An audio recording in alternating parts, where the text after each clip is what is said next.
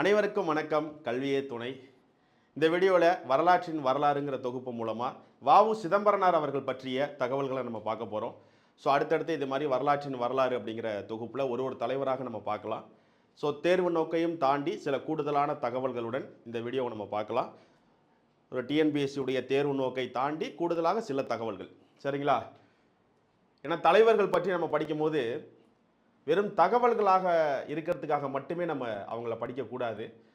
அவர்கள் செய்த செயல்களுக்கு நாம் கொடுக்கக்கூடிய மரியாதை, அவர்களை பற்றி நாம் முழுவதுமாக தெரிந்து கொள்வதுன்னு கூட சொல்லலாம், சரிங்களா? ஸோ வெறும் தேர்வுக்காக, வெறும் ஒரு கேள்விக்காக படிப்பதை தாண்டி இவர்கள் செய்த பெரிய பெரிய தியாகங்களுக்கு இணையாக வேறு எதுவுமே கிடையாது. ஸோ அதற்கு அவங்கள பற்றி அவங்க என்ன பண்ணியிருக்காங்கங்கிறத ஒரு எக்ஸாமை தாண்டி நம்ம தெரிஞ்சுக்கிறதே ஒரு பெரிய ஒரு விஷயந்தான் இன்றைக்கி இருக்கிறதுல. ஸோ அதனால் மார்க்குங்கிறத தாண்டியும் நம்ம தலைவர்களுக்கு கொடுக்க வேண்டிய மரியாதை நிறைய இருக்குது. ஸோ வ.உ. சிதம்பரனார் அவர்கள் பற்றிய தகவல்களை பார்க்கலாம். வ.உ. சிதம்பரனார் அவர்கள் மிகப்பெரிய புரட்சி செய்தவர், மிகப்பெரிய புரட்சி. ஆங்கிலேயர்களை வணிக ரீதியாக நமது நாட்டை விட்டு வெளியேற்றுவதற்கு மிகப்பெரிய திட்டமிட்டவர். ஆங்கிலேயர்கள் வணிகம் செய்வதற்காகத்தான் நம் நாட்டிற்கு வந்தார்கள். ஐரோப்பா கண்டத்திலிருந்து பல நாடுகள் இந்தியாவுக்கு வணிகம் செய்ய வந்ததில் ஒரு நாடு தான் ஆங்கிலேய நாடு, இங்கிலாந்து. அப்படி வந்த அந்த ஆங்கிலேயர்கள் வணிகம் செய்ய வந்தவர்கள் நமது நாட்டையே பிடித்து விட்டார்கள். வணிகம் செய்வதற்காக வந்தவர்களை அதே வணிகத்தின் மூலமாக நமது நாட்டை விட்டு விரட்ட வேண்டும் என்று முடிவு செய்தவர். அதற்காகத்தான் வணிக ரீதியாக தூத்துக்குடியிலிருந்து கொழும்பு வரை கப்பலை சொந்தமாக வாங்கி 2 கப்பல்களை விட்டார். ஸோ அந்த கப்பல் அப்படிங்கிறது ஆங்கிலேயருடைய வணிகம் அங்கே நடக்கும்போது அதற்கு ஈடாக, அதற்கு இணையாக, அதை விட 2 கப்பல்களை சொந்தமாக வாங்கி தூத்துக்குடியிலேருந்து கொழும்பு வரைக்கும் ஓட விட்டார். எவ்வளோ பெரிய விஷயம்! போராட்டத்தை தாண்டி ஆங்கிலேயர்கள் வணிகம் செய்வதற்கு தானே இங்கே வந்தார்கள். அதே வணிகத்தை வைத்தே நமது நாட்டை விட்டு நான் அவர்களை விரட்டுகிறேன் அப்படின்னு முடிவெடுத்தவர். அப்படிப்பட்ட வ.உ. சிதம்பரனார் அவர்கள் பற்றிய தகவல்களை நம்ம பார்க்கலாம். கவனிய. வ.உ.சி. அவர்கள் 1872ஆம் ஆண்டு செப்டம்பர் 5ஆம் நாள் தூத்துக்குடி மாவட்டத்தில் ஒட்டப்பிடாரம் அப்படிங்கிற இடத்துல பிறக்கிறாரு. அவர் பிறக்கும்போது அந்த இடம் திருநெல்வேலியில் கவர் ஆகும். 1986க்கு அப்புறம் தான் தூத்துக்குடிங்கிற மாவட்டம் தனியாக உருவானுச்சு. ஸோ இப்போ அது தூத்துக்குடி மாவட்டத்தில் இருக்கக்கூடியது ஒட்டப்பிடாரம் அப்படிங்கிறது. ஆனால் அதற்கு முன்னாடி அவர் பிறக்கும்போது அது திருநெல்வேலி அப்படிங்கிற ஒரே ஏரியாவில் தான் எல்லாமே கவர் ஆகும், சரிங்களா?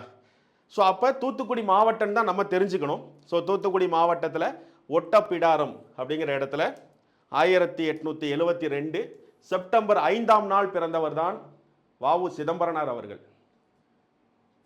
ஸோ இவர் ஒரு திண்ணை பள்ளியில் தமிழ் கற்றுக்கொண்டார். அதற்கப்புறம் பள்ளி படிப்பு.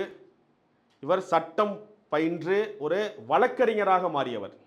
இவருடைய தந்தையும் வழக்கறிஞர், இவருடைய தாத்தாவும் வழக்கறிஞர். ஸோ இவங்களை வக்கீல் குடும்பம் அப்படின்னு தான் சொல்லுவாங்க. ஸோ எல்லாருமே வழக்கறிஞர்களாக இருந்தவர்கள். இவங்களோட தந்தையின் பெயர் உலகநாதன், இவங்களோட தாயின் பெயர் பரமாயி அம்மாள். ஸோ வ.உ.சி. அவர்களுடைய தந்தை தாயின் பெயர்கள் எக்ஸாமில் தேர்வு நோக்கில் கேட்கறதுக்கான வாய்ப்புகள் இருக்குது. ஏன்னா அதெல்லாம் கேட்குறாங்க நிறைய இடத்துல. இப்போ தாய் தந்தையருடைய பெயர்களையும் கேட்குறாங்க. ஸோ நம்ம தெரிஞ்சுக்கணும்.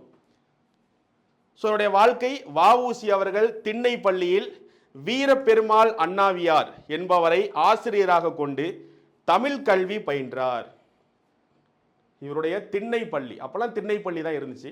ஸோ திண்ணை பள்ளியில் இவர் தமிழ் யாருக்கிட்ட கற்றுக்கிறாரு? வீரப்பெருமாள் அண்ணாவியார் அப்படிங்கிறவர்கிட்ட தமிழ் கற்றுக்கிறார். அவருடைய தந்தை அவர் ஆங்கிலமும் கற்றுக்கொள்ள வைக்கிறாரு. ஆனால் அவருக்கு ஆங்கிலத்தில் பெரிய ஈடுபாடு இல்லை. தமிழில் படிப்பதும் தமிழை நிறைய கற்றுக்கொள்வதிலையும் தான் வ.உ.சி. அவர்களுக்கு மிகப்பெரிய ஈடுபாடு இருந்துச்சு.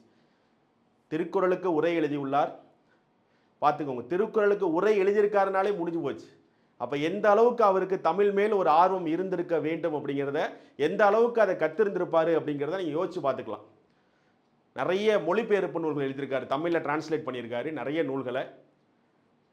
ஸோ இப்படி தமிழ் மேல் மிக அதிக ஆர்வம் கொண்ட, பற்று கொண்ட வ.உ.சி. அவர்கள் அவருடைய திண்ணை பள்ளியில் தமிழை வீரப்பெருமாள் அண்ணாவியார் அப்படிங்கிறத கற்றுக்கிட்டார். ஸோ அதுக்கப்புறம் ஸ்கூல் முடிக்கிறாரு. காலேஜ் படிச்சுட்டு 1895 திருச்சி சட்ட கல்லூரியில் சட்டப்படிப்பு முடித்த பின்பு ஒட்டப்பிடாரத்திலேயே வழக்கறிஞர் தொழில் புரிந்தார். 1895 திருச்சி சட்டக்கல்லூரியில் அவர் வழக்கறிஞர் படிச்சுட்டு லா காலேஜில் பாரிஸ்டர் பட்டம் வாங்குறாரு. பாரிஸ்டர்னா அப்போ வழக்கறிஞர். ஸோ 1895 அவர் திருச்சியில் படிச்சுட்டு சட்ட படிப்பை முடிச்சுட்டு ஒரு வழக்கறிஞராக மாறி ஒட்டப்பிடாரத்திலேயே ஒரு வழக்கறிஞராக இருந்தார். அதற்கப்புறம் சில நாட்கள் கழித்து அவரோட தந்தை, இல்லை நீ போய் தூத்துக்குடியில் மெயின் இடத்துல போய் நீங்கள் வேலை பாருங்க அப்படின்னு சொல்லி அவரோட வஉசி அவர்களை அவர் தந்தை தூத்துக்குடி அனுப்பிடுறாரு. ஸோ தூத்துக்குடியில் அங்கேயும் வழக்கறிஞராக தனது பதவியை தொடர்கிறார். நிறைய ஏழை எளிய மக்களுக்கு நிறைய கேஸில் பணமே வாங்காமல் நிறைய உதவிகள் செய்கிறார். வஉசி அவர்கள் மிகப்பெரிய செல்வந்தர். அதாவது ஒரு விஷயம் சொல்லுவாங்க, ஒரு தனி கட்சியே ஆரம்பிக்கக்கூடிய அளவுக்கு ஒரு மிகப்பெரிய செல்வாக்கு உள்ள ஆளாக இருந்தும் நாட்டுக்காக மட்டுமே தனது வாழ்க்கையை முழுவதுமாக அர்ப்பணித்தவர். அதிலலாம் அவர் ஃபோக்கஸ் பண்ணலை. நாட்டுக்காக என்ன பண்ணணும் அப்படிங்கிறதுல மட்டும்தான் அவர் கவனம் கொடுத்தார். ஸோ இதுக்கப்புறம் இவருடைய பயணம், அவர் திருச்சி சட்டக்கல்லூரியில் சட்டப்படிப்பை முடிச்சுட்டு ஒரு வழக்கறிஞராக பதவியில் இருந்தார். வஉசி தந்தையும் தாத்தாவும் வழக்கறிஞர்களே ஆவார்கள். அதனால தான் வக்கீல் குடும்பம் அப்படின்னு அவங்க குடும்பத்தையே சொல்லுவாங்க. அதுக்கப்புறம் அவருக்கு திருமணம் ஆகுது. அவருடைய வாழ்க்கை அப்படியே போயிட்டுருக்கு. ஒரு கட்டத்தில் அவருக்கு நிறைய பாரதியாருடைய பேசக்கூடிய வாய்ப்பு கிடைக்கிது. ஏன்னா அதாவது பாரதியாருடைய தந்தையும் வஉசி அவர்களுடைய தந்தையும் நண்பர்களாக இருந்தாங்க. ஏன்னா அவங்களாம் தூத்துக்குடி அந்த சைடு தானே. ஸோ அப்போ பாரதியார் அவருடைய தந்தையும் வஉசி அவர்கள் தந்தையும் அவங்க நண்பர்களாக இருக்கும்போது அப்போ போகும்போது இவங்களும் பார்த்துக்கிறாங்க. ஸோ பாரதியாரிடம் பேசுறதுக்கான வாய்ப்பு இவருக்கு கிடைக்கிது. 2 பேர் பேசுகிறாங்க. ஒரு பக்கம் பாரதியாருடன் ஒரு நட்பு ஏற்படுது. இன்னொரு பக்கம் பார்த்தீங்கன்னா அந்த டைமில் தான் சுதந்திர போராட்டம்லாம் ஒரு பெரிய ரெவல்யூஷனாக மாறிக்கிட்டு இருந்துச்சு 1900 அப்புறம். இன்னொரு பக்கம் திலகர் அவர்களுடைய பேச்சை கேட்டு வஉசி அவர்களுக்கு ஒரு மிகப்பெரிய ஒரு வேகம் வந்தது அப்படின்னு சொல்லலாம். திலகருடைய பெரிய ஒரு ஃபாலோவராகத்தான் இவர் இருந்தார். அதனால தான் நம்ம தென்னாட்டு திலகர், தமிழ்நாட்டு திலகர் அப்படின்னே நம்ம யாரை அழைக்கிறோம்? வஉசி அவர்களை தான் அழைக்கிறோம். ஸோ திலகருடைய பேச்சாற்றல் அவருக்கு மிகவும் பிடித்ததாகவும், அது ரொம்ப உணர்ச்சி ரொம்ப கண்ட்ரோல் பண்ண முடியாத அளவுக்கு நம்ம நாட்டுக்காக ஏதாவது பண்ணணும் அப்படிங்கிற அளவுக்கு அவருக்கு ஒரு பெரிய ரெவல்யூஷனை கொடுத்துச்சு. ஸோ ஒரு பக்கம் திலகர் அவர் அவருடைய பேச்செல்லாம் கவனிக்கிறார். இந்த பக்கம் பாரதியாருடைய நட்பு கிடைக்குது. இன்னொரு பக்கம் சுப்பிரமணிய சிவா அவருடையும் ஒரு நட்பு ஏற்படுது.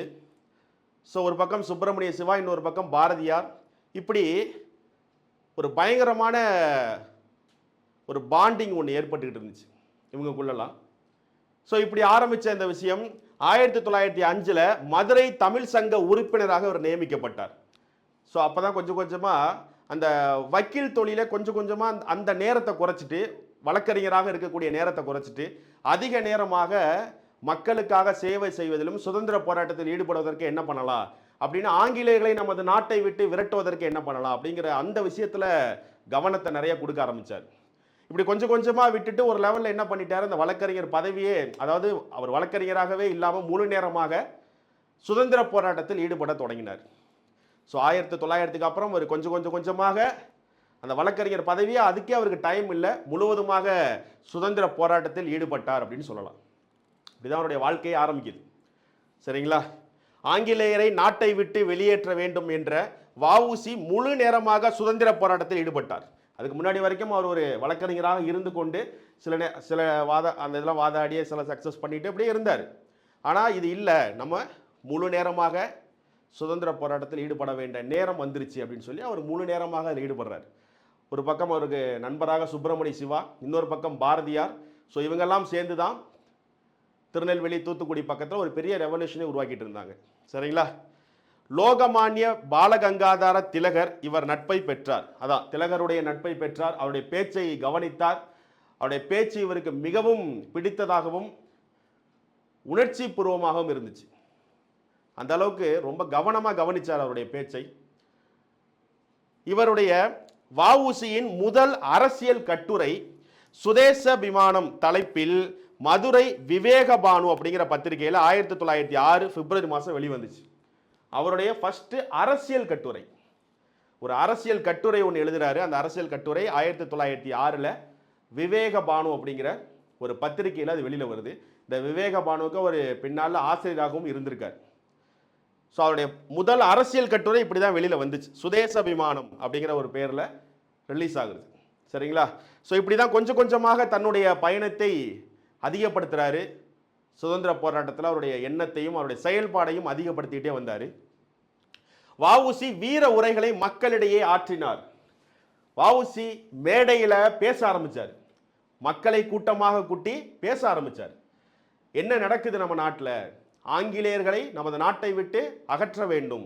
அவர்கள் வணிகம் செய்வதற்காகத்தான் நமது நாட்டுக்கு வந்தார்கள். நமது நாட்டையே இப்போது பிடித்து விட்டார்கள் என்று அவர் பேசிய அந்த பேச்சு மக்களிடையே பெரிய விழிப்புணர்வை ஏற்படுத்தினுச்சு. அதாவது வஉசி அவர்களுக்கு நீதிபதி பின்ஹே என்பவர் தான் இரட்டை ஆயுள் தண்டனை கொடுத்தார் என்பது நம்ம எல்லாருக்குமே தெரியும் வரலாறு. அதே நீதிபதி பின்ஹே அவர்கள் அந்த தீர்ப்பை எழுதும் போதே அதில் மேற்கோள் காட்டுறாரு. என்னென்ன? வஉ சிதம்பரனார் அவரின் பேச்சையும் பாரதியாரின் பாட்டையும் கேட்டால் செத்த பிணம் கூட எழுந்து விடுங்கிறார். அடிமைப்பட்ட நாடு 5 நிமிடத்தில் சுதந்திரம் பெறும் அப்படிங்கிறார். அவருக்கு தீர்ப்பு கொடுத்த அவர் சொல்றாரு, அவருடைய பேச்சை கேட்டா என்ன நடக்கும் அப்படிங்கிறாரு. எவ்வளவு பெரிய விஷயம் பாருங்க. அப்படி ஒரு பேச்சாற்றல் கொண்டவர் வஉசி அவர்கள். ஸோ இப்படி அவருடைய காலம் தொடங்கப்படுது. அவருடைய பயணம் கொஞ்சம் கொஞ்சமாக அதிகப்படுத்தப்படுது சுதந்திர போராட்டத்தில்.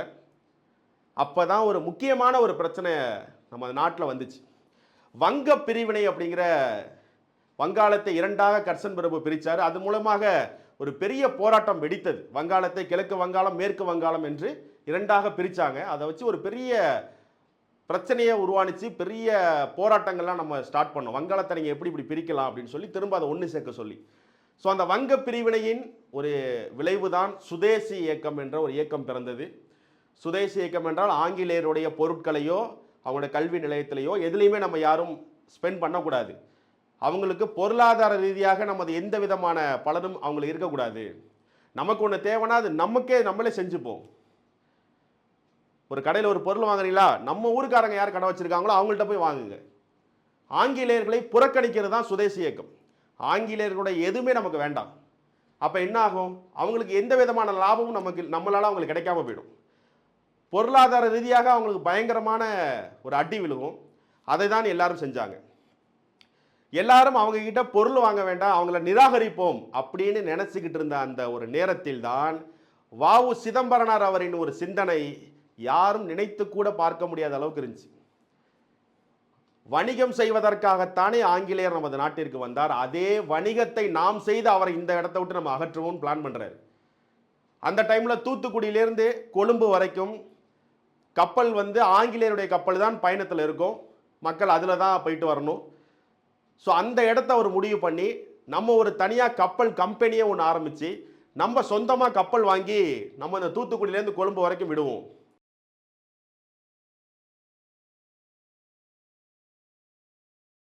ஸோ அவருடைய திட்டம் எப்படி இருக்கு? தூத்துக்குடியிலேருந்து கொழும்பு வரைக்கும் நாம் சொந்தமாக கப்பல் நம்ம நாட்டுக்கு நம்மளே விடுவோம் அப்படின்னு பிளான் பண்ணுறாரு. ஸோ அதுக்காக ப்ராப்பராக ஒரு கப்பல் கம்பெனி ஒன்று ரிஜிஸ்ட்ரேஷன் பண்ணணும் அப்படின்னு அவர் ரிஜிஸ்ட்ரேஷன் பண்ணுறாரு. இது எக்ஸாமில் கேட்கக்கூடிய அடிக்கடி கேட்ட ஒரு கேள்வி. 1906 அக்டோபர் 16 அன்று சுதேசி ஸ்டீம் நேவிகேஷன் லிமிடெட் என்ற கப்பல் கம்பெனியை துவங்கினார். சுதேசி கப்பல் கம்பெனி எந்த ஆண்டு தொடங்கப்பட்டது? அடிக்கடி கேள்வி கேட்பாங்க. 1906 அக்டோபர் 16 அன்று தொடங்கப்பட்டது. ஸோ அப்போ அந்த கப்பல் கம்பெனியை தொடங்கி அதன் மூலமாக 2 கப்பலை சொந்தமாக வாங்கி தூத்துக்குடியிலேருந்து கொழும்பு வரைக்கும் விடணும் அப்படின்னு ஒரு பிளான் பண்ணுறாரு. ஆனால் ஸ்டார்டிங்லேயே சொந்தமாக கப்பல் வாங்கணும் அப்படிங்கிற பிளான் அவர்கிட்ட இல்லை. குத்தகைக்கு வாங்கிடலாம், வாடகைக்கு வாங்கிட்டு பம்பாயில் ஒரு கம்பெனியில் பேசியிருக்காங்க. ஷா லைன் அப்படின்னு சொல்லக்கூடிய ஒரு கம்பெனியில் பேசுகிறாங்க. அந்த கம்பெனியிலேருந்து வாடகைக்கு முதல்ல எடுத்து தான் ஓட்டுறதுக்காக பிளான் பண்ணாங்க.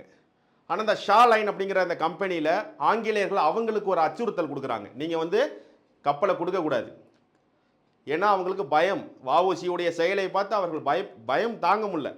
ஏன்னா எல்லாரும் புறக்கணிக்கிறத தாண்டி இவர் என்ன பண்ணுறாரு? புதுசாக ஒரு விஷயத்தையே உருவாக்குறாரு.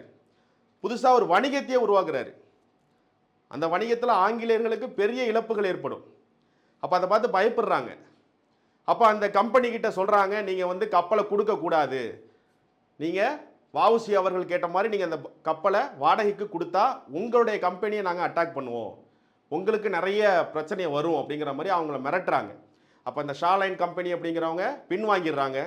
இல்லை, எங்களால் வந்து இந்த கப்பலை உங்களுக்கு தர முடியாது, எங்களுக்கு நிறைய இஷ்யூ வருது இதுலேருந்து அப்படின்னு சொல்லி அவங்க கப்பலை கொடுக்கல. அப்போ வஉசி அவர்கள் யோசிக்கிறார், நான் விட மாட்டேன், நீங்கள் கொடுக்கல அப்படிங்கிறதுனால இந்த திட்டம் நிற்க போகிறது இல்லை. சரி, நான் வாடகைக்கு வாங்கினா தானே எனக்கு இந்த இஷ்யூ நீங்கள் கொடுக்குறீங்க, நான் ஒரு கம்பெனிலேருந்து எடுத்தேன்னா நீங்கள் ஒரு இஷ்யூவை கிரியேட் பண்ணுறீங்க, நாங்கள் சொந்தமாக கப்பலை வாங்குகிறோம், நீங்கள் என்ன பண்ணுவீங்கன்னு பார்க்குறோம் அப்படிங்கிறாரு. அப்போது எல்லாருக்கிட்டையும் டிஸ்கஷன் பண்ணுறாரு. பம்பாய், கல்கத்தா இது போன்ற இடங்களுக்கு சென்று அங்கே இருக்கக்கூடிய முக்கியமானவர்களை சந்தித்து அதுக்கு நிதியை எப்படி திரட்டணும் அப்படிங்கிற விஷயத்தெல்லாம் டிஸ்கஷன் பண்ணுறாரு. அப்போ அவர் என்ன பிளான் பண்ணுறாருன்னா, ஒரு ஷேர் மாதிரி ஒரு கான்செப்டை கிரியேட் பண்ணுறாரு. 40,000 ஷேரு, ஒரு ஷேர் 25 ரூபாய் வீதம், 10 லட்சம் ரூபாய் அமௌண்ட்டு வந்து கலெக்ட் பண்ணணும் அப்படிங்கிற முடிவுக்கு வர்றாரு. இதில் இன்னொன்று என்னென்னா, இந்த கப்பலை வாங்குவதற்காகவும் இந்த அமௌண்ட்டெல்லாம் கலெக்ட் பண்ணுறதுக்காக அவர் இங்கிருந்து கிளம்பி பம்பாய், கல்கத்தாலாம் செல்லணும். அந்த டைமில் அவருடைய மனைவிக்கும் குழந்தைக்கும் அந்த டைமில் உடல்நிலை சரியில்லாமல் இருந்துச்சு. அப்போ அவர்கிட்ட சொல்கிறாங்க, இல்லை இந்த டைமில் நீங்கள் இங்கே இருங்க அப்படிங்கும்போது அவர் சொல்கிறார், இல்லை என்னுடைய நாட்டை நான் பாதுகாப்பதற்காக நான் செல்கிறேன், எனது குடும்பம் பாதுகாப்பாக இங்கே இருக்கும் என்று நான் நம்புகிறேன், நான் வந்து நாட்டுக்காக யோசிக்கிறதுனால என் குடும்பத்துக்கு எதுவும் ஆகாதுன்னு நான் நம்புகிறேன், அவங்க நல்லா இருப்பாங்க, நான் போயிட்டு சீக்கிரம் வந்துடுறேன் அப்படின்னு அந்த நிலையிலும் நாட்டுக்காக மக்களுக்காகவும் சென்றவர் வஉசி அவர்கள். ஸோ அப்படி அங்கே போயிட்டு எல்லார்கிட்டையும் பேசுகிறாரு, அதை சக்ஸஸ் பண்ணுறாரு. அவர் சொல்லிட்டு தான் போகிறாரு, நான் திரும்பி வந்தால் கப்பலுடன் தான் வருவேன், இல்லையேல் வரமாட்டேன் அப்படின்ட்டு தான் போகிறாரு. ஸோ அப்படி போயிட்டு 2 கப்பலை வெற்றிகரமாக வாங்குறாரு. அதுதான் SS லாவோ, SS காலியா என்ற கப்பல். இங்கே பாருங்க, ஆங்கிலேயருக்கு எதிராக தூத்துக்குடி முதல் கொழும்பு வரை கப்பல் பயணம் தொடங்கினார். 2 கப்பலை வாங்கி அந்த பயணத்தை ஸ்டார்ட் பண்ணுறாரு. கம்பெனியுடைய தலைவர், இந்த சுதேசி கப்பல் கம்பெனி ஆரம்பிச்சார்ல, அந்த கம்பெனியுடைய தலைவராக இருந்தது யாருன்னா பாண்டித்துரை அவர்கள். அவர் தான் அதிகமாக ஷேர் கொடுத்துருப்பார். பாண்டித்துரை அவர்கள், ஹாஜி பக்கீர் முகமது, இவங்க 2 பேர் தான் இந்த ஷேர் ஹோல்டரில் அதிகமான ஷேர் கொடுத்தது. இந்த பாண்டித்துரை அவர்கள் தான் இதோடைய தலைவராக நியமனம் செய்யப்பட்டார். இவர் யார் அப்படின்னா மதுரை தமிழ் சங்க தலைவராக இருந்தவர். இவர் தான் சுதேசி கப்பல் கம்பெனியுடைய தலைவர் பதவியில் இருந்தது. அதுக்கப்புறம் இதோடைய நிர்வாக பொறுப்பாளராக சோமசுந்தர பாரதியார் என்பவரும், இதோடைய செயலாளராக ST கிருஷ்ணன் என்பவரும், இதோடைய துணை செயலாளராகத்தான் வஉ சிதம்பரனார் அவர்கள் இருந்தாங்க. இந்த சுதேசி கப்பல் கம்பெனியுடைய துணை செயலாளர் என்ற பதவியில் தான் அவர் இருந்தார் வஉசி அவர்கள். இதோடைய சட்ட ஆலோசகராக சி விஜயராகவாச்சாரியர் இருந்தார். இப்படி இந்த கம்பெனிக்கு ப்ராப்பராக எல்லா விதமான லீகலாக ஒரு கம்பெனி எப்படி இருக்கணுமோ அப்படி பக்காவாக ஒரு கம்பெனியை உருவாக்குனார். ஸோ அந்த கம்பெனி மூலயமா 2 கப்பல்களையும் வாங்கி வெற்றிகரமாக அந்த கப்பலை கொண்டு வந்தார். அந்த மொமெண்ட்டெல்லாம் பாரதியார் அவருடைய பத்திரிகையில், இந்தியா பத்திரிகையில் இருக்கும்போது பயங்கரமாக எழுதியிருந்தார். ஸோ மொத்தம் 40,000 பங்குகள், 25 ரூபாய் வீதம், 10 லட்சம் ரூபாய் அமௌண்ட்டு கலெக்ட் பண்ணி 2 கப்பலை அவர் வெற்றிகரமாக வாங்குறாரு. பாண்டித்துரை, ஹாஜி பக்கீர் முகமது அவங்க தான் அதிகமான பங்குதாரராக அதில் இருந்தாங்க. 2 கப்பல்கள், அதோடைய பெயர் SS காலியா, SS லாவோ அப்படிங்கிற இந்த 2 கப்பல்களை அவர் வெற்றிகரமாக வாங்கி பயணம் செஞ்சாங்க. ரொம்ப சக்ஸஸ்ஃபுல்லாக மூவ் ஆனிச்சு. கம்பெனியுடைய வங்கியாக நேஷனல் பேங்க் ஆஃப் இந்தியா அப்படிங்கிற இந்த பேங்க் தான் அந்த சுதேசி கப்பல் கம்பெனிங்கிற அந்த கம்பெனியுடைய ஒரு ப்ராப்பரான ஒரு பேங்காக இருந்தாங்க. SS காலியா அப்படிங்கிற இந்த கப்பல் 42 முதல் வகுப்பு இருக்கை, 24 2ஆம் வகுப்பு இருக்கை, 1300 சாதாரண இருக்கை, 4000 சாக்கு மூட்டைகளை ஏற்றுவதற்கு ஏற்ற மாதிரி வசதி இருக்கிறது. இப்படி இந்த அளவுக்கு கெப்பாசிட்டி இருக்கக்கூடிய SS காலியா என்ற ஒரு கப்பலும், அடுத்து SS லாவோ என்ற கப்பலை பிரான்ஸ் நாட்டிலிருந்து வேதமூர்த்தி என்பவர் அவர் போய் அதை எடுத்துகிட்டு வர்றாரு. ஒரு பக்கம் SS காலியா அதை வந்து வஉசி எடுத்துகிட்டு வர்றாரு, இன்னொரு பக்கம் வேதமூர்த்தி அவர்களுடைய உதவியுடன் SS லாவோ என்ற கப்பல் பிரான்சில் இருந்து கொண்டு வரப்பட்டுச்சு. ஸோ இப்படி 2 கப்பலும் தூத்துக்குடியிலிருந்து கொழும்பு வரைக்கும் டிராவல் ஸ்டார்ட் பண்ணுறாங்க. ஆங்கிலேயர்களுக்கு பயங்கரமான பயம். இந்த மொமெண்ட்டை இந்தியா அப்படிங்கிற பத்திரிகையில் பாரதியார் அவர்கள் ஒரு கார்ட்டூனாக வெளியிடுறார், ஒரு கருத்து படமாக. இந்த மொமெண்ட்டை அவர் கப்பல் வாங்கிட்டு வர அந்த மொமெண்ட்டை அவர் கருத்து படமாக வெளியிட்டார். என்ன மாதிரி இருக்கும் அப்படின்னா, பாரதியார் இந்தியா பத்திரிகையில் வந்தே மாதரம் எனும் சொல் பொறித்த கொடியுடன் காலியா லாவோ கப்பல்கள் தூத்துக்குடி துறைமுகத்துக்கு அணுகுவது போல வீர சிதம்பரம் வாழ்க என கூறி கப்பலை வரவேற்பது போல கார்ட்டூன் வெளியிட்டார். ஒரு கார்ட்டூன் ஒன்று வெளியிடுறாரு. என்ன மாதிரி கப்பல், 2 கப்பல், எஸ்எஸ் லாவோ எஸ்எஸ் காளியாங்கிற பேர் போட்டு 2 கப்பல், வந்தே மாதரம் அப்படிங்கிற அந்த வார்த்தையுடன் அந்த கொடியுடன் வரக்கூடியதுக்கு மாதிரி மக்கள் எல்லாரும் அந்த கப்பலில் வந்துகிட்டு இருக்கும்போது மக்கள் எல்லாரும் நின்று அதை வரவேற்பது போல, வீர சிதம்பரம் வாழ்க அப்படிங்கிற ஒரு வார்த்தையுடன் அதை வரவேற்பது போல அதை ஒரு கார்ட்டூனாக ஒரு கருத்து படமாக வெளியிட்டார் இந்தியா பத்திரிகையில். அது மட்டும் இல்லாமல் இன்னும் பாரதியாருடைய வார்த்தையை கேட்கும் பொழுது நமக்கு எந்த அளவுக்கு அந்த மொமெண்ட் இருக்குன்னா, என்ன எழுதுறாரு பாரதியார் இந்த மொமெண்ட்னா, ஒரு பெண்ணுக்கு நீண்ட நாளாக பிள்ளை இல்லாமல் இருந்து அந்த பெண்ணுக்கு ஒரே பிரசவத்தில் 2 குழந்தைங்க பிறந்தா எவ்வளவு சந்தோஷம் இருக்கும். ஒரு பெண்ணுக்கு ரொம்ப நாள் குழந்தை இல்லை, ரொம்ப சோகத்தில் இருந்திருப்பாங்க. அப்போ அந்த ரொம்ப நாள் கழிச்சு அவங்களுக்கு பிரசவமாகி அவங்களுக்கு 2 குழந்தை பிறந்தா எந்த அளவுக்கு அந்த தாய்மையில் அவங்க சந்தோஷமா இருப்பாங்களோ அந்த அளவுக்கு 2 கப்பல்கள் மூலமாக நமது நாடு வந்து ஒரு பெரிய சந்தோஷத்தை அடையிறோம் அப்படின்னு அந்த மொமெண்ட் அவர் சொல்றாரு. எந்த அளவுக்கு நம்ம வந்து ஒரு சுயமாக யோசிச்சு பாருங்க, எவ்வளவு பெரிய விஷயம். ஆங்கிலேயர்களை எந்த அளவுக்கு நம்ம பயப்பட விட்டுருக்கோம்னு பாருங்க வஉசி அவர்களால். அப்போ ஆங்கிலேயர்களால் அதை ஏற்றுக்கவே முடியல. அவங்களும் என்னென்னமோ பண்ணுறாங்க. இன்னும் சொல்லப்போனால் அந்த கப்பல் மேலே அவங்க குற்றம் சொல்கிறாங்க. கப்பல் வந்து எங்கள் கப்பலை இடிக்க வர மாதிரி வராங்க. வஉசி அவர்கள் மேலே குற்றம் சொல்கிறாங்க. அவர்களுடைய கப்பல் கம்பெனியின் கப்பல் வந்து எங்களோட கப்பலை இடிக்க வர மாதிரி வராங்கன்னு. ஆனால் அவரே ஒரு வழக்கறிஞர், அவருக்கு இதெல்லாம் சாதாரண விஷயம். அவரே ஒரு வழக்கறிஞராக இருந்ததுனால அதெல்லாம் தவிடுபடியாக்கிட்டார். அப்போல்லாம் ஒன்றுமே கிடையாது, அவங்க பொய் சொல்கிறாங்க அப்படிங்கிறத நிரூபித்தார். ஸோ இந்த அளவுக்கு ஆங்கிலேயர்கள் எப்படியாவது அவருடைய அந்த கம்பெனியை எப்படியாவது க்ளோஸ் பண்ணணும்னு ட்ரை பண்ணாங்க. அதையெல்லாம் தாண்டி அவர் வெற்றிகரமாக மூவ் பண்ணார். ஸோ ஆங்கிலேயர்கள் நேரம் பார்த்து கொண்டிருந்தாங்க, எப்படியாவது இவரை நம்ம கைது பண்ணியே ஆகணும், இல்லாட்டி நமக்கு பெரிய லாஸ் உருவாகிட்டே இருக்கு. நமக்கு அந்த கம்பெனியை உருவாக்குனது மூலமா நமக்கு ஒரு பெரிய லாஸ் ஆகிட்டு எப்படியாவது அவரை நம்ம நிறுத்தணும் அப்படின்னு முடிவெடுக்கிறாங்க. தொடக்கத்தில் பம்பாயில் உள்ள ஷா லைன் ஸ்டீமர்ஸ் கம்பெனியிடம் குத்தகைக்கு கப்பல்களை வாங்கி ஓட்டினார்கள். வாங்குறது தான் பிளான் பண்ணியிருந்தாங்க, ஆனால் அது வந்து முடியல. ஸோ அப்போ ஆங்கிலேயரின் அச்சுறுத்தல் காரணமாக அவர்கள் பின்வாங்கினார்கள். அதனால் சொந்தமாக 2 கப்பல்கள் வாங்கப்பட்டது. அதுதான் எஸ்எஸ் லாவோ எஸ்எஸ் காளியா என்ற கப்பல். ஸோ இப்படி தான் இதோடைய பயணமே ஸ்டார்ட் ஆகுது. 1908 தேச அபிமான சங்கம் அப்படிங்கிற ஒரு சங்கத்தையும் வஉசி அவர்கள் தொடங்குறாரு.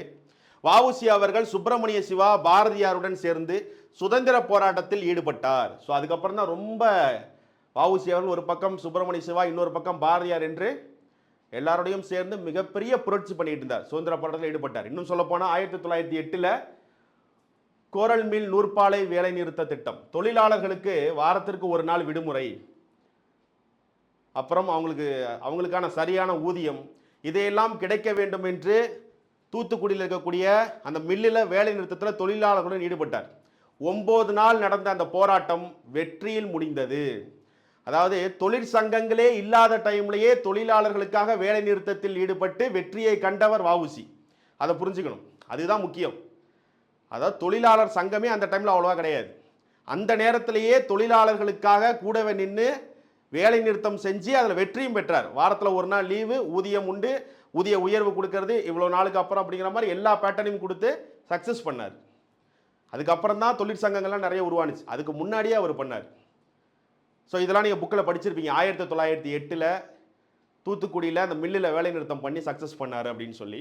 ஸோ அதெல்லாம் பின்னாடி இருக்குது. ஸோ இது இல்லாமல் இன்னொரு பக்கம் தூத்துக்குடி மில்லில் வேலை நிறுத்தத்தில் ஈடுபட்டு சக்ஸஸ் பண்ணுறாரு. இன்னொரு பக்கம் பார்த்தீங்கன்னா, ஒரு பக்கம் கப்பல் ஓடிக்கிட்டு இருக்கு, இன்னொரு பக்கம் பிபின் சந்திரபால் அவர் வந்து ஒரு விஷயத்துக்காக கைதாகி சிறையிலிருந்து ரிலீஸ் ஆகி வெளியில் வர போகிறார். அந்த டேட் அவர் வெளியில் வர்ற அந்த நாளை வந்து நம்ம செலிப்ரேட் பண்ணணும். ஒரு பெரிய கூட்டம் கூட்டி ஒரு பேச்சாற்றல், அதாவது ஒரு பேசுகின்ற மேடையாக ஒரு இதை உருவாக்கி மக்கள்கிட்ட ஒரு பெரிய விழிப்புணர்வு உண்டாக்கணும் அப்படின்னு பிபின் சந்திரபால் அவர்களுடைய விடுதலை நாளை வந்து செலிப்ரேட் பண்ணணும், சுதேசி தினம் மாதிரி செலிப்ரேட் பண்ணணும் அப்படின்னு முடிவெடுக்கிறாரு வஉசி அவர்கள். ஆனால் ஆங்கிலேயர்களுக்கு இந்த விஷயம் தெரிய வருது. அவர் வந்து ஒருவேளை இந்த மாநாட்டை நடத்தி மக்கள்கிட்ட பேசினார்னா, இவருடைய பேச்சை கேட்டாங்கன்னா மக்கள் மீண்டும் போராட்டத்தில் இறங்குவார்கள். அவருடைய பேச்சுக்கு அந்த அளவுக்கு பயம் ஆங்கிலேயர்களுக்கு. அவர் பேசினார்னா என்ன நடக்கும்னு தெரியும். ஸோ அவர் பேசினார்னா மீண்டும் சுதந்திர போராட்டம் ரொம்ப அதிகமாகும் அப்படின்னு பயப்படுறாங்க. அப்போ இதுக்கு தடை விதிக்கிறாங்க. நீங்கள் அந்த போராட்டம் நடத்தக்கூடாது, அந்த ஊர்வலமோ அந்த போராட்டமோ அந்த கூட்டமோ நீங்கள் அதை நடத்தக்கூடாது அப்படிங்கிறாங்க. 144 போடுவோம் அப்படிங்கிறாங்க. அதையெல்லாம் மீறி பிபின் சந்திரபால் 16/9/1906 அன்று கைது செய்து சிறையில் இட்ட பின் 6 மாதம் கழித்து 9/3/1908 அன்று விடுதலை செய்யப்பட்டார். அதாவது மார்ச் 9ஆம் தேதி 1908 மார்ச் 9ஆம் தேதி பிபின் சந்திரபால் விடுதலை செய்யப்படுறார். ஸோ அந்த நாளை தான் செலிப்ரேட் பண்ணுறதுக்கு ஒரு பெரிய கூட்டம் கூட்டணும் அப்படிங்கிறத முடிவு பண்ணாங்க. இவர் விடுதலையை சுதேசி தினமாக கொண்டாட வஉசி அறிவித்தார். ஆனால் இதற்கு ஆங்கிலேயர்கள் எதிர்ப்பு தெரிவித்தனர். பண்ணவே கூடாது, நீங்கள் இதை பண்ணினீங்கன்னா நாங்கள் கைது பண்ணுவோம் அப்படிங்கிறாங்க. அதையெல்லாம் மீறி அந்த கூட்டம் நடந்தது. தடையை மீறி சுப்பிரமணிய சிவாவும் வஉசியும் 20,000 பேர் கொண்ட பொதுக்கூட்டத்தை நடத்தினார்கள். மக்கள் எல்லாரும் வர்றாங்க, அவர் பேச்சை கேட்குறாங்க. ஆங்கிலேயர்கள் இதுக்கு மேலே நம்மளால் கண்ட்ரோல் பண்ண முடியாது, ஏதாவது பண்ணி அவரை எப்படியாவது ஸ்டாப் பண்ணணும் அப்படின்னு நினைக்கிறாங்க. சுதேசி பண்டக சாலை, தர்ம சங்க நெசவு சாலை, சுதேசி பிரச்சார சபை போன்ற சபைகளை உருவாக்கினார்கள். வஉசி சுப்பிரமணிய சிவாலாம் சேர்ந்து சுதேசி பண்டக சாலை, தர்ம சங்க நெசவு சாலை, சுதேசி பிரச்சார சபை இது போன்ற சபைகளெல்லாம் உருவாக்குறாங்க. அது மூலியமாக மக்கள்கிட்ட எல்லாத்தையும் எடுத்து சொல்றாங்க. 1908 நூற்பாலை தொழிலாளர்கள் வேலை நிறுத்தத்தில் ஈடுபட்டு வெற்றி கண்டார். இதான் நான் சொன்னேன். நீங்கள் இதுதான் புத்தகத்தில் 1908 அந்த வேலை நிறுத்தத்தில் குரல் மில் அந்த நூற்பாலை மில்லில் வேலை நிறுத்தத்தில் ஈடுபட்டார். நீங்கள் படிக்கிறது இதுதான். மொத்தம் 9 நாள் நடந்த போராட்டம். 1908 பிப்ரவரி 27ஆம் தேதி தொடங்கிய இந்த போராட்டம் 7/3/1908 அன்று முடிந்தது. 9 நாள் நடந்த அந்த மில் வேலை நிறுத்தத்தில் வஉசி அவர்கள் கலந்துக்கிறாரு. அவருடைய தலைமையில் நடக்குது. அந்த போராட்டம் வெற்றியும் முடியுது. அவங்க கேட்ட அந்த கோரிக்கைகளை ஏற்றுக்கிறாங்க. அதனால தான் சொல்கிறேன், அப்போ தொழிற்சங்கங்களே இல்லாத டைம்லேயே ஒரு பெரிய தொழிலாளர்களுக்கான ஒரு பெரிய ரெவல்யூஷனை உருவாக்கி கொடுத்தார் வஉசி அவர்கள். திருநெல்வேலி கலெக்டர் விஞ்ச் வஉசி சிவாவை வரவழைத்து விசாரித்தார். ஸோ அந்த டைமில் திருநெல்வேலி, ஏன்னா அப்போ தூத்துக்குடி மாவட்டமாக தனியாக பிரியல. அப்போது அந்த டைமில் இதெல்லாம் நோட் பண்ணி ஒரு பக்கம் பார்த்தீங்கன்னா மில்லுடைய வேலை நிறுத்தத்தை சக்ஸஸ் பண்ணுறாரு, ஒரு பக்கம் கப்பல் பயணத்தை சக்ஸஸ் பண்ணுறாரு, இன்னொரு பக்கம் மக்களிடையே அவர் பேசினார்னாலே பயங்கரமாக இருக்குது. ஸோ எப்படி அவரை ஸ்டாப் பண்ணுறது அப்படிங்கிறதுக்காக என்ன பண்ணுறாங்க, அவரும் சுப்பிரமணிய சிவாவெல்லாம் இப்படியே நிப்பாட்டணும் அப்படின்னு நினைக்கிறாங்க. அப்போது அந்த டைமில் திருநெல்வேலியுடைய கலெக்டராக இருந்தவர் தான் விஞ்ச் அப்படிங்கிறவர். அந்த டைமில் துணை கலெக்டராக இருந்தவர் தான் ராபர்ட் ஆஷ் அப்படிங்கிறவர். அதாவது 1911 வாஞ்சிநாதன் அவர்கள் சுட்டு கொண்டுட்டு தண்ணியும் சுட்டுக்கிட்டார்ல, அவர் சுற்றுப்பார்ல, அவர் தான் அந்த ராபர்ட் ஆஷ். அவர் அந்த டைமில் திருநெல்வேலியில் துணை கலெக்டராக இருந்தார். அப்போ திருநெல்வேலியுடைய கலெக்டராக இருந்த விஞ்ச் அப்படிங்கிறவர் சுப்பிரமணிய சிவாவையும் வஉசி அவர்களையும் வர சொல்கிறார். உங்ககிட்ட கொஞ்சம் விசாரிக்கணும் வாங்க அப்படிங்கிறார். தூத்துக்குடியிலே ஒருவேளை விசாரணை நடந்துருச்சுன்னா, ஒருவேளை கைது அங்கேயே கைது பண்ணோம்னா தூத்துக்குடி அவங்களுடைய ஊர், அப்போ இம்மிடியேட்டாக பிரச்சனை ஆரம்பிச்சிடும், அவரை கைது பண்ண முடியாதுங்கிறதுனால திருநெல்வேலிக்கு வர சொல்கிறாங்க. கேப்டன் விஞ்ச் கலெக்டர் விஞ்ச் என்ன சொல்கிறாரு, நீங்கள் திருநெல்வேலிக்கு வாங்க அப்படிங்கிறாரு. சரி, என்கொயரி தானே, விசாரிக்க தானே கூப்பிட்றாங்க அப்படின்னு அவங்க 2 பேரும் போகிறாங்க. ஆனால் என்ன நடந்துச்சு அந்த இடத்துல அப்படின்னா, அவங்க 2 பேரையும் அதே இடத்துல கைது பண்ணுறாங்க. திருநெல்வேலியில் அவங்க 2 பேரையும் கைது பண்ணுறாங்க. ஸோ 3 குற்றங்கள் சுமத்தி சுப்பிரமணிய சிவா வஉசி கைது செய்யப்பட்டனர்.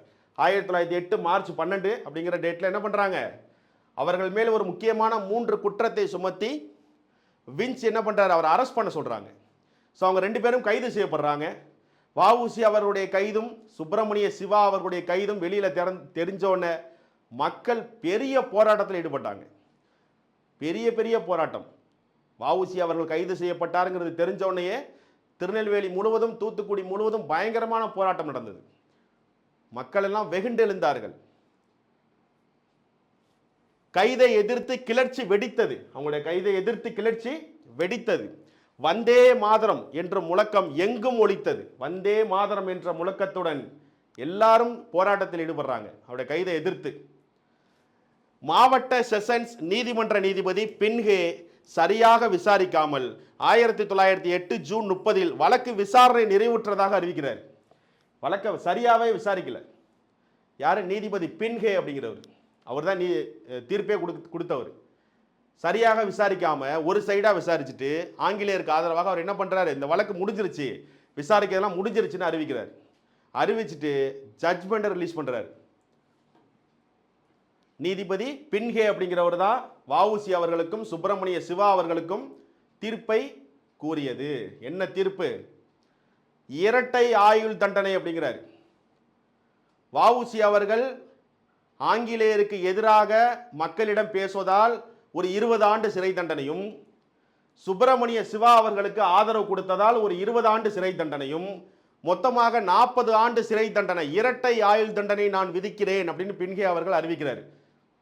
இன்னொரு பக்கம் சுப்பிரமணிய சிவா அவர்களுக்கு 10 ஆண்டு கடுங்காவல் தண்டனை அறிவிக்கிறார். இந்த தண்டனையை அவர் எழுதும் போதுதான் கூடவே எழுதுறாரு, வாவு சிதம்பரனார் அவரின் பேச்சையும் பாரதியாரின் பாடலையும் கேட்டால் செத்த பிணம் கூட எழுந்துவிடும், அடிமைப்பட்ட நாடு 5 நிமிடத்தில் சுதந்திரத்தை பெறும் அப்படிங்கிறார். அவருக்கு தெரிஞ்சிருக்கு அவருடைய பேச்சு எந்த அளவுக்கு பவர், அவருடைய செயல்பாடு எந்த அளவுக்கு பவர்னு அவருக்கு தெரிஞ்சிருக்கு. அதனால அந்த வசனத்தை எழுதுறார், அந்த இடத்துல எழுதுறார், மேற்கோள் காட்டுறார்.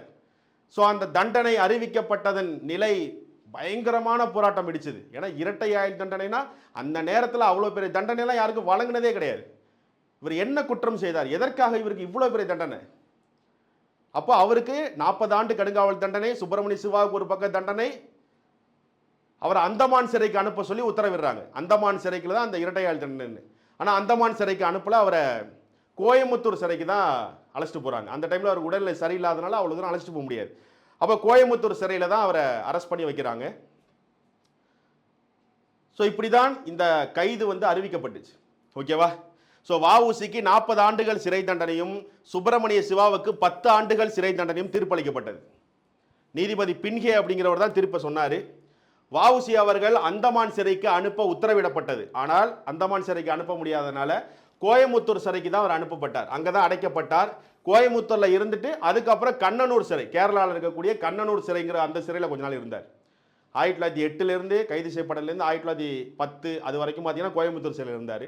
அதுக்கப்புறம் 2 வருஷம் பார்த்தீங்கன்னா கண்ணனூர் சிறை, கேரளாவில் இருக்கக்கூடிய கண்ணனூர் சிறையில் இருந்தார். ஸோ இந்த 2 சிறையில் தான் அவர் அதிகமான நாட்கள் இருந்தது.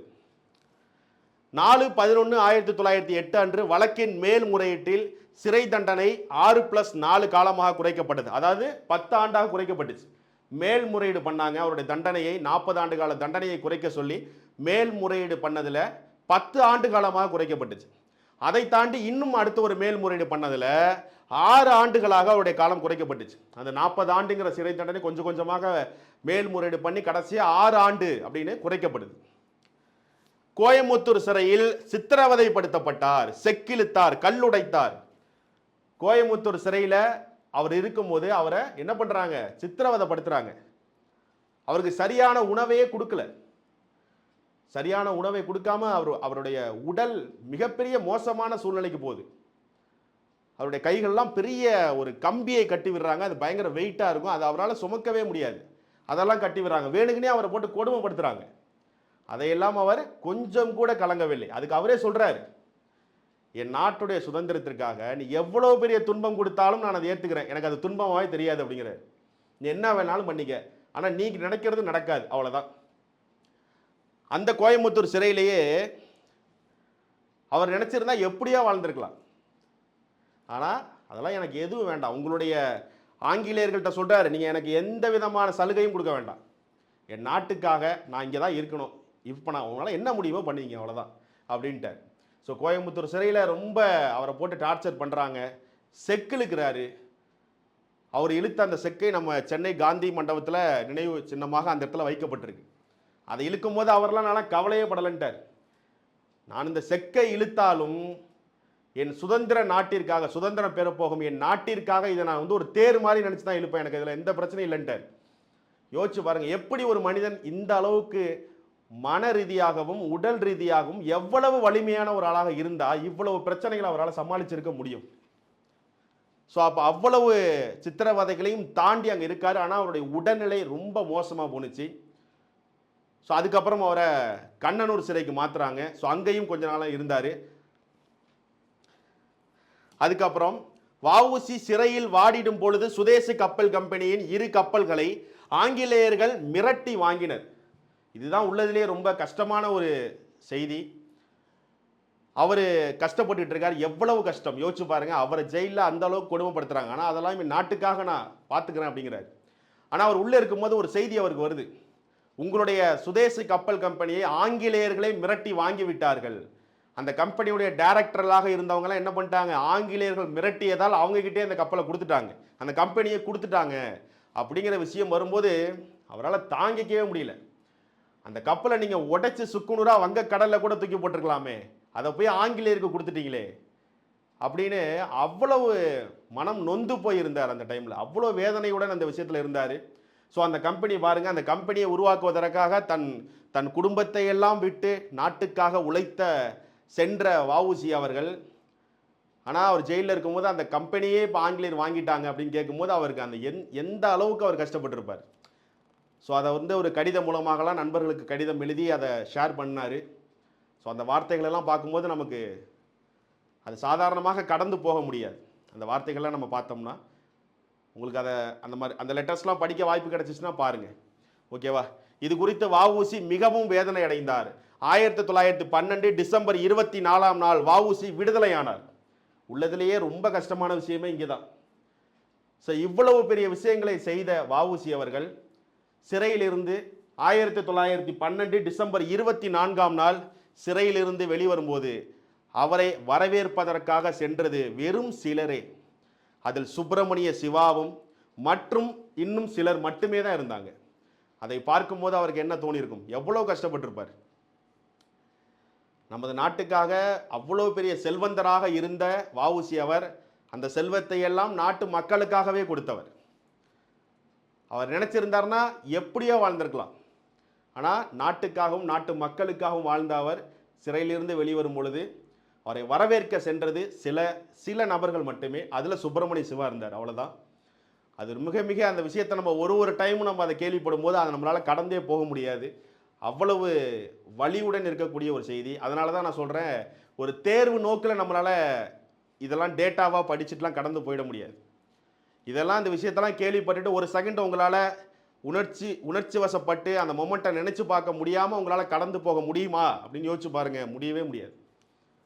ஸோ அப்படி 1912 டிசம்பர் 24ஆம் நாள் அவர் வந்து சிறையிலிருந்து விடுதலையாகிறாரு. அவரை வரவேற்க சுப்பிரமணிய சிவா மற்றும் சிலர் தவிர யாரும் வரவில்லை என்பதுதான் வேதனை. யாருமே இல்லை, ரொம்ப கம்மியான ஆட்கள் தான் அவரை வரவேற்க போனாங்க. அவரின் வழக்கறிஞர் பதவி உரிமம் பறிக்கப்பட்டதால் அவரால் வேலைக்கு செல்ல முடியவில்லை. அவர் மேலே வந்து தேச துரோகம் குற்றம் சுமத்தப்பட்டதால் ஆங்கிலேயர் அப்படி ஒரு குற்றம் தான் சொன்னாங்க. அதனால் அவருடைய வழக்கறிஞர் பதவி இருக்குல்ல, அந்த பதவிக்கான லைசன்ஸ் இருக்குல்ல, உரிமம், அதை கேன்சல் பண்ணிட்டாங்க. நீங்கள் இனிமேல் எங்கேயும் வந்து வழக்கறிஞராக இருக்க முடியாதுன்னு சொல்லி ஆங்கிலேயர் அவருடைய வழக்கறிஞர் பதவியுடைய உரிமத்தை கேன்சல் பண்ணி வச்சுருந்தாங்க. அப்போ ஒரு சிறையிலிருந்து விடுதலையானாலும் அவரால் வழக்கறிஞராக வாதாட முடியல.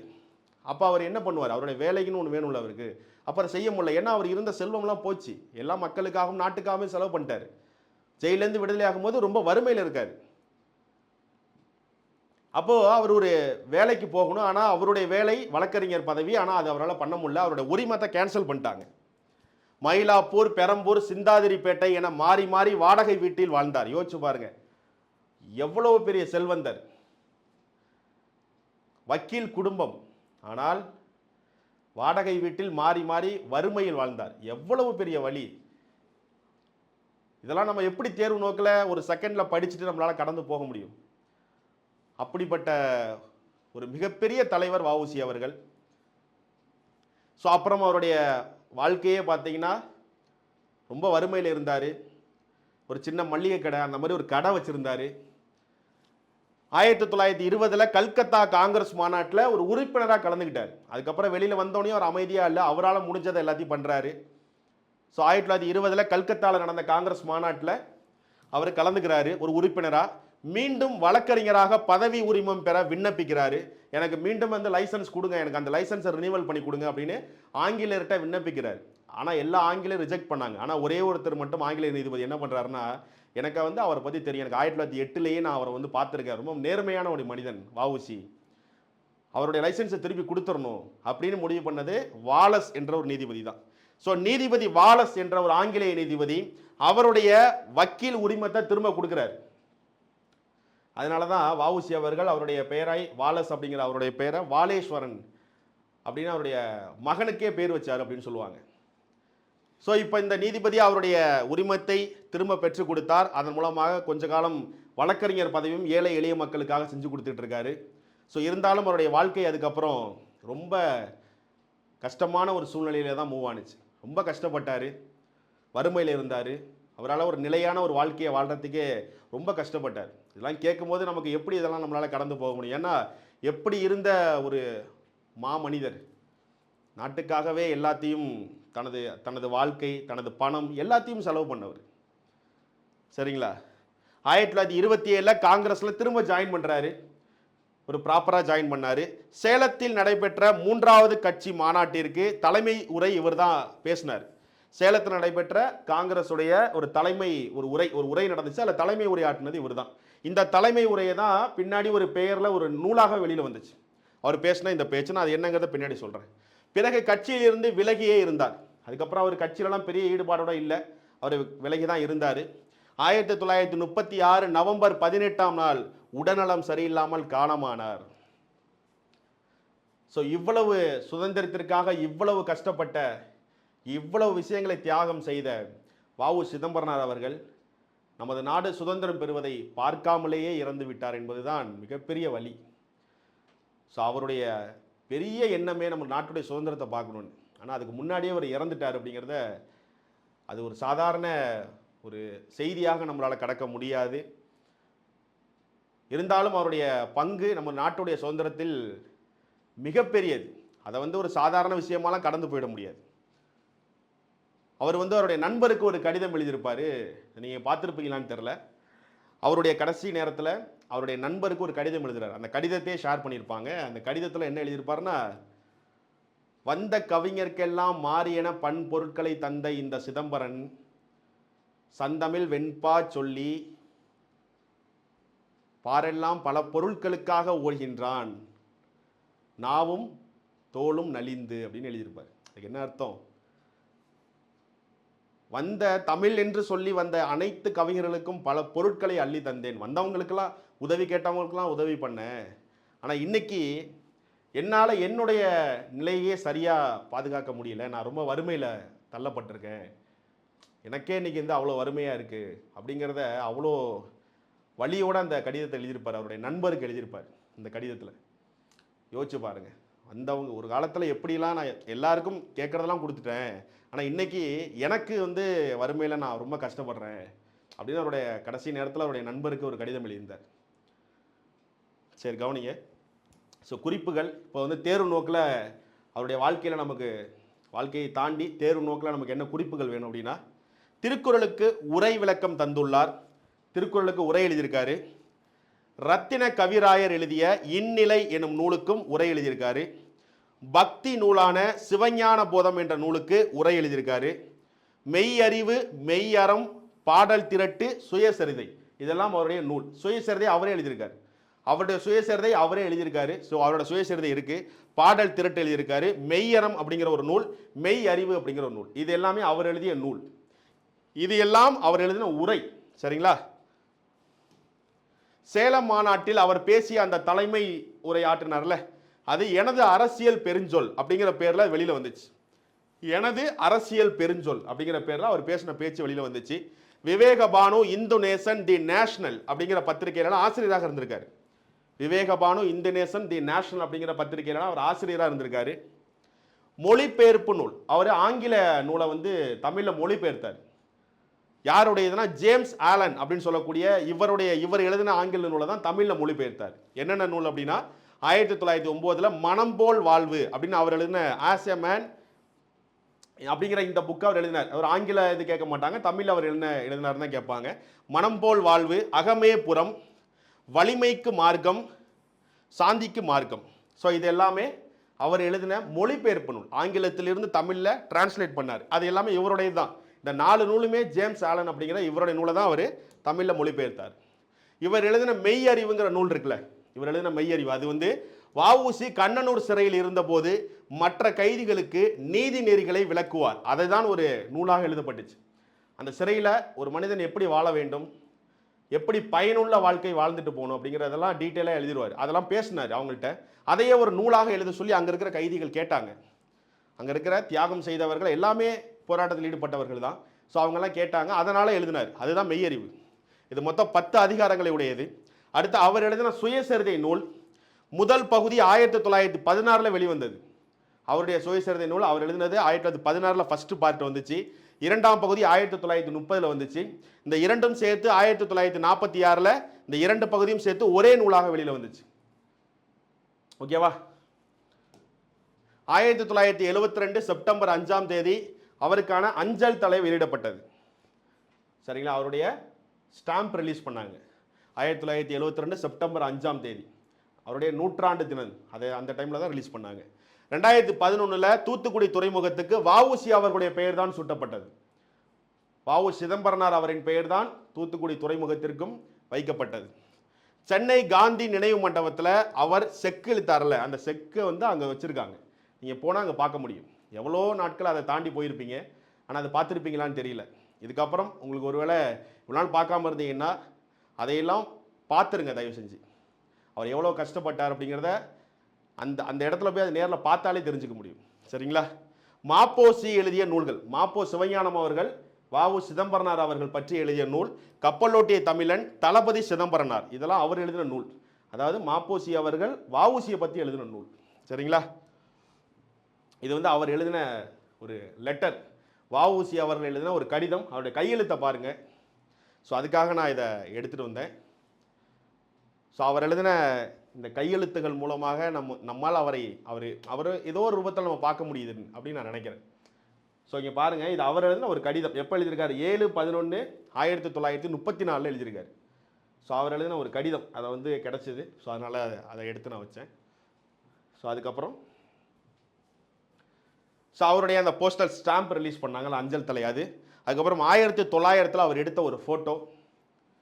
ஸோ இது எல்லாத்தையும் இன்னைக்கு பார்க்குறது மூலயமா அவரை நம்ம இன்னும் நிறைய ஞாபகப்படுத்துகிறோம் அப்படின்னு நான் நினைக்கிறேன். அவர் இழுத்த அந்த செக்கு வந்து சென்னையில் இருக்குன்னு சொல்லலாம். அது இங்கே இதுதான். இப்போ நேரில் போனீங்கன்னா நீங்கள் பார்க்கலாம். நேரில் சென்னையில் அந்த இடத்துக்கே போய் பாருங்கள். இதெல்லாம் தான் நமக்கு ரொம்ப முக்கியம். இதெல்லாம் பாருங்கள். சரிங்களா? ஸோ இதோட வஉசி அவர்களுடைய தகவல்கள் முடியுது. நான் மீண்டும் சொல்கிறேன், தேர்வு நோக்கை தாண்டி ஒரு மார்க்குக்காக படிக்காமல் நம்ம இவங்களை வந்து அவங்க செஞ்ச தியாகங்களையும் அவங்க செய்த செயல்களையும் பார்த்து அதை படிச்சுட்டு கொஞ்சம் மூவ் ஆகுங்கன்னு சொல்கிறேன். சரிங்களா? வெறும் மார்க் அப்படிங்கிறது செகண்டில் மூவ் ஆகாமல் நம்ம கூடுதலாக அவங்கள பற்றியும் சில தகவல்கள் தெரிஞ்சால் இன்னும் உணர்ச்சி பூர்வமாக இதெல்லாம் நம்ம படிக்க முடியும். இந்த சப்ஜெக்ட்லாம் ரொம்ப எளிமையாக. ஓகேவா? சரி, ஓகே, ரொம்ப நன்றி. கண்டிப்பாக இந்த வகுப்பு உங்களுக்கு பயனுள்ளதாக இருந்திருக்குன்னு நான் நம்புகிறேன். அடுத்து எந்த தலைவருடைய வகுப்பில் சந்திக்கலாம் அப்படின்னு சொல்லுங்கள். அடுத்து வெகு விரைவில் சந்திப்போம். இந்த வகுப்பு எப்படி இருந்துச்சுங்கிறதையும் சொல்லுங்கள். மீண்டும் அடுத்த வரலாற்றின் வரலாறில் சந்திக்கும் வரை நன்றி. கல்வியே துணை.